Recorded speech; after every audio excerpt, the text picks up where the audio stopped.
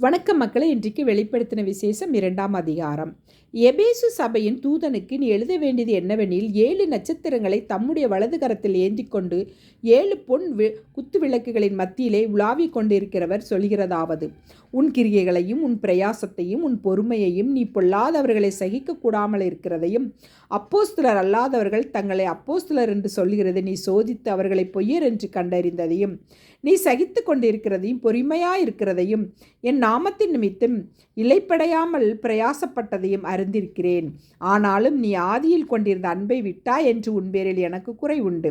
ஆகையால் நீ இன்னும் நிலைமையிலிருந்து எழுந்தாய் என்பதை நினைத்து மனம் திரும்பி ஆதியில் செய்த கிரியைகளை செய்வாயாக. இல்லாவிட்டால் நான் சீக்கிரமாய் உன்னிடத்தில் வந்து நீ மனம் திரும்பாத பட்சத்தில் உன் விளக்குத்தண்டை அதனிடத்தில் நின்று நீக்கி விடுவேன். நான் வெறுக்கிற நிக்கோலாய் மதஸ்தரின் கிரியைகளை நீயும் வெறுக்கிறாய், இது உன்னிடத்தில் உண்டு. ஆவியானவர் சபைகளுக்கு சொல்கிறதை காதுள்ளவன் கேட்க கடவன். ஜெயங்கொள்கிறவன் எவனோ அவனுக்கு தேவனுடைய பிரதீசியின் மத்தியில் இருக்கிற ஜீவ விருட்சத்தின் கனியை புசுக்கி கொடுப்பேன் என்று எழுது.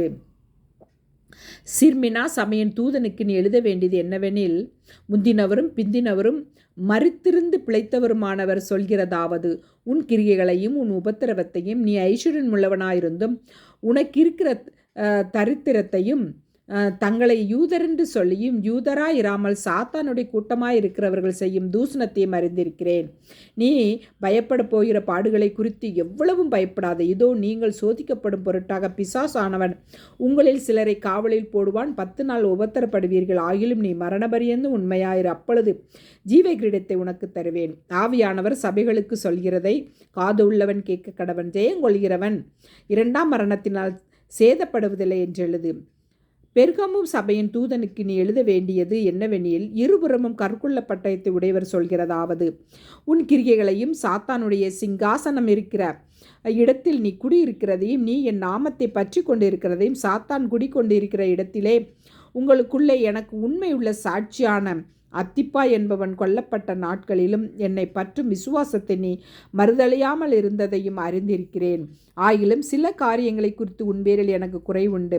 விக்கிரகங்களுக்கு படைத்தவைகளை புசிப்பதற்கும் வேசித்தனம் பண்ணுவதற்கும் ஏதுவான இடரலை இஸ்ரவேல் புத்திரர் முன்பாக போடும்படி பாலாக் என்பவனுக்கு போதனை செய்த பிலேயாமு உடைய போதகத்தை கை கொள்கிறவர்கள் உன்னிடத்தில் உண்டு. அப்படியே நிக்கோலாய் மதஸ்தருடைய போதகத்தை கை கொள்கிறவர்களும் உன்னிடத்தில் உண்டு. அதை நான் வெறுக்கிறேன். நீ மனம் திரும்ப, இல்லாவிட்டால் நான் சீக்கிரமாய் உன்னிடத்தில் வந்து என் வாயின் பட்டயத்தால் அவர்களோட யுத்தம் பண்ணுவேன். ஆவியானவர் சபைகளுக்கு சொல்கிறதை காது உள்ளவன் கேட்க கடவன். ஜெயம் கொள்கிறவனுக்கு நான் மறைவான மன்னாவை புசுக்க கொடுத்து அவனுக்கு வெண்மையான குறிக்கல்லையும் அந்த கல்லின் மேல் எழுதப்பட்டதும் அதை பெறுகிறவனே என்று வேறொருவனும் அறியக்கூடாததுமாகிய புதிய நாமத்தையும் கொடுப்பேன் என்று எழுது. தியத்திரா சபையின் தூதனுக்கு எழுத வேண்டியது என்னவெனில், அக்கினி ஜுவாலை போன்ற கண்களும் பிரகாசமான வெண்கலம் போன்ற பாதங்களும் உள்ள தேவகுமாரன் சொல்கிறதாவது: உன் கிரியைகளையும் உன் அன்பையும் உன் ஊழியத்தையும் உன் விசுவாசத்தையும் உன் பொறுமையையும், நீ முன்பு செய்த கிரியைகளிலும் பின்பு செய்த கிரியைகள் அதிகமாயிருக்கிறதையும் அறிந்திருக்கிறேன். ஆகிலும் உன் பேரில் எனக்கு குறை உண்டு. என்னவெனில், தன்னை தீர்க்கதரிசி என்று சொல்கிற யாசேபேல் என்னும் ஸ்ரீயானவள் என்னுடைய ஊழியக்காரர் வேசித்தனம் பண்ணவும் விக்கிரகங்களுக்கு படைத்தவைகளை புசிக்கவும் அவர்களுக்கு போதித்து அவர்களை வஞ்சிக்கும்படி நீ அவளுக்கு இடம் கொடுக்கிறாய். அவள் மனம் திரும்பும்படியாய் அவளுக்கு தவணை கொடுத்தேன். தன் வேசி மார்க்கத்தை விட்டு மனம் திரும்ப அவளுக்கு விருப்பமில்லை. இதோ நான் அவளை கட்டில் கிடையாக்கி அவளுடனே விபச்சாரம் செய்தவர்கள் தங்களுடைய கிரியைகளை விட்டு மனம் திரும்பாவிட்டால் அவர்களையும் மிகுந்த உபத்திரவத்திலே தள்ளி அவளுடைய பிள்ளைகளையும் கொல்லுவேன். அப்பொழுது நானே உள்ளந்திரியங்களையும் இருதயங்களையும் ஆராய்கிறவர் என்று எல்லா சபைகளும் அறிந்து கொள்ளும். அன்றியும் உங்களில் ஒவ்வொருவனுக்கும் உங்கள் கிரியைகளின்படியே பலனளிப்பேன். தியத்திராவிலே இந்த போதகத்தை பற்றி கொள்ளாமலும் சாத்தானுடைய ஆழங்கள் என்று அவர்கள் சொல்கிறார்களே, அந்த ஆழங்களை அறிந்து கொள்ளாமலும் இருக்கிற மற்றவர்களாகிய உங்களுக்கு நான் சொல்கிறதாவது: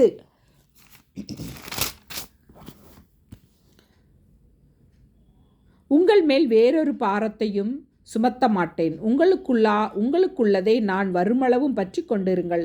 ஜெயங்கொண்டு முடிவு பரியந்தம் என் கிரியைகளை கை கொள்கிறவனவனோ அவனுக்கு நான் என் பிதாவினிடத்தில் அதிகாரம் பெற்றது போல ஜாதிகள் மேல் அதிகாரம் கொடுப்பேன். அவன் இரும்பு கோலால் அவர்களை ஆளுவான். அவர்கள் மண் பாண்டங்களைப் போல நொறுக்கப்படுவார்கள். விடிவெள்ளி நட்சத்திரத்தையும் அவனுக்கு கொடுப்பேன். ஆவியானவர் சபைகளுக்கு சொல்கிறதை காதுள்ளவன் கேட்க கடவன் என்றெழுது. ஆமேன். மக்களே, வீடியோ பிடிச்சிருந்தால் லைக் பண்ணுங்கள், ஷேர் பண்ணுங்கள், சப்ஸ்கிரைப் பண்ணுங்கள். தேங்க்யூ.